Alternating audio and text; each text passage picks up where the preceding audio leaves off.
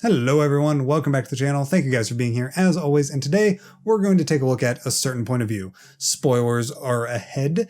Just going to give my quick thoughts on the first 10 stories. So these are the first 10 stories that appear in the book, both the Kindle edition and the physical edition of the book. And I believe also the audiobook edition is in the same order as well. So just as a heads up, I will be talking about those first 10 stories. So if you haven't read them yet, go ahead and do that. They're really quick, really easy. I definitely encourage you to pick up this book if you haven't already. So let's jump into Ramus. Ramus by Gary Whitta, the same guy that actually did a lot of the writing in Rogue One, I believe, is great. It just builds the bridge in between Rogue One and A New Hope. They kind of backed, Rogue One right up to the back of A New Hope. But now we've got those 3 hours where we see Captain Antilles and his second in command, dealing with the fact that we just barely survived and our ship is going to break down and we don't even know if we're going to make it to Tatooine. And Princess Leia's, saying, well, we got to. And it definitely helps to increase the tension when you go back and watch A New Hope. Even more so than Rogue One did. It's a great, great addition to just the overarching saga. The next one is also very, very good. It's written by Christy Golden, called The Bucket. It's the perspective of the stormtrooper that stuns Leia on the Tanative 4. It's a neat little story. A lot of these in this book are just neat little stories. You get to kind of humanize the guy. The guy is actually really afraid while he's wandering around, and he's kind of worried that what happens if I accidentally miss and then she escapes and then Lord Vader's going to kill me. And I'm just this kid from this random backwater world, and I don't even know what's happened to my parents. I haven't heard from them in 6 months, and I don't know what's going on. And it's really, it does capture the typical experience of a stormtrooper. It's really fun to see these rookies get thrown into into Vader's fist, his stormtrooper battalion. And yeah, it's just a fun little story. This one, I have to be completely honest with you, I did not like. It's written by Ken Liu, which kind of has me a little bit worried about, I think he did The Legends of Luke Skywalker.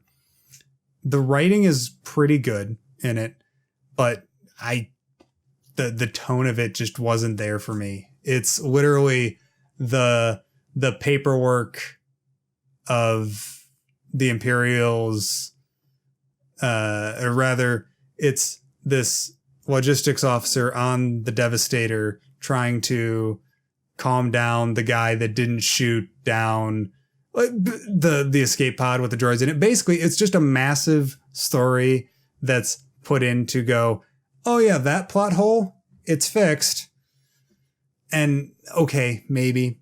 I get that. And it is kind of fun. It might just be that there seems to be a sense of humor in it that just isn't my deal. A lot of people really like Parks and Recreation and The Office. And I'm not saying that you're wrong about that. I'm just saying I don't. I find it amusing, but it's not laugh out loud funny for me. And I think that might have been the kind of humor that he was going for. So it was just kind of, oh, okay. That was my response. It was just, I think I actually have in my notes, not my thing, could be if I liked The Office or Parks and Rec. Also feels like it only exists to explain away a thing. That was basically my thoughts on it. Yeah, well. Now on to a absolutely wonderful story, at least in my opinion, Stories in the Stand, written by Griffin McElroy. Sorry, I had to look that up real quick, but it's the story about a Jawa who has some wanderlust and wants to go out and explore. And he does that because he found this little, basically a voicemail box or a hard drive, I guess, in some scrap. And then he found a holo projector and he plugged it in. And then all of a sudden, here's all these stories about this old smuggler from a couple of centuries ago. And it's so good. I literally have in my notes, Jot's story, Jot is the name of the Jawa, was great. I loved the stories within stories. And a wanderlusting Jawa is really cool too. Also, it's just incredibly well written. Just the pacing of it. the problem with short stories in general is that the pacing can get a little bit, it's either too fast or too slow. And this one got the pacing perfectly. It's so good. It's so good. I love it. And again, you guys know that I love this storytelling within a story. Like the Phasma novel had that, and I loved it. Now, Ririn, this was a really fun story, and I could definitely see it being maybe like part of a comic or something. But it's basically just the story about a Tusken Raider who doesn't want to be part of her tribe anymore. She wants to go out and do her own thing. And so she hops on a sand crawler and stows away on a sand crawler, and then that's it. And it's a lot like that Stormtrooper one, Helmet, or the Bucket. It's just a neat little story. And now here we have my favorite story in this entire book. As silly as it sounds, it is actually my favorite story. Yeah, the Yoda one and the Obi-Wan one and the Qui-Gon one. Qui-Gon one we're actually going to be hitting in this video, but they're great. But the Red One by Ray Carson. It's R5. It's R5D4. Blows his motivator. He does it on purpose. And he's so good. He's so good and so pure, and it's like exactly what people like to project onto R2, but he actually is that. He he blows his own motivator on purpose because R2 begged him, because he's on a mission and whatever. And it even ends in a happy ending too, which is awesome. Yeah, I get it. Would have been cooler if you would have been destroyed by the stormtroopers. It would have been more emotionally impactful. Well, no, I like my fairy tales sometimes. Damn it, it was good to just see him. Oh, look, the stormtroopers killed all the Jawas. That kind of sucks. They weren't horrible to me, I guess. I know there's a settlement over there. I'm going to go over there. I'm assuming that he'll be fine with a free droid. Oh, little R5. Such a good little droid. Now we're on to Rights. And this was really fun, especially as a Legends fanboy. It's written by John Jackson Miller, who wrote the Kenobi novel, which came out like a year or something like that before the Legends cutoff date. It's a story about Kenobi post Revenge of the Sith, like just after getting to Tatooine, and he kind of has to find his place on it. And it's a really well-written novel. But Rights is about just a couple sand people, and he kind of sneaks in a couple of little references to his novel of Kenobi to kind of give a little bit more possible reality to his book, and they let him do it. So I'm really happy about that. It's so cool to be able to see,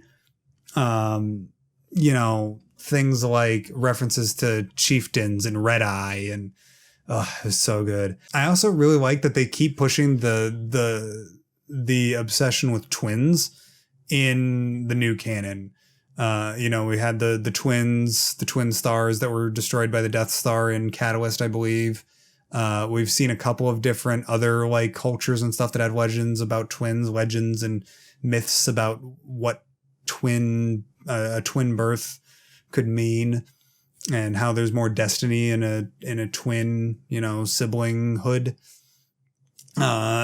It's really fun to see that kind of thing, and we get to see another one of those in Rights. We get to see that the Sand People have legends about twins, and it's just so good. And then we've got Qui-Gon Jinn in Master and Apprentice, written by Claudia Gray, probably my favorite new canon Star Wars author. She wrote Bloodline, Lost Stars, and Leia, Princess of Alderaan. Does amazing work on those. And she did a really good job with Qui-Gon. I'm surprised to see her just immediately jump. We've seen Leia, and, a couple of original characters.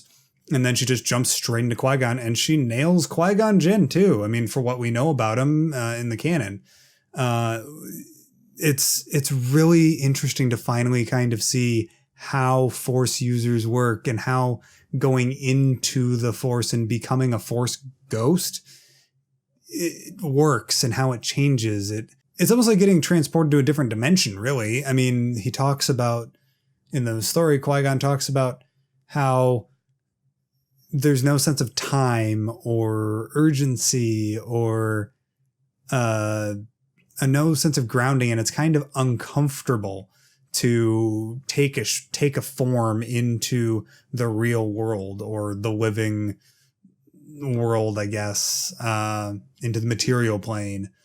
You can pretty much whenever you want to, but it's not painful. It's kind of like, I think Alex over at Star Wars Explained said it probably the best, and it is more like stepping out of nirvana.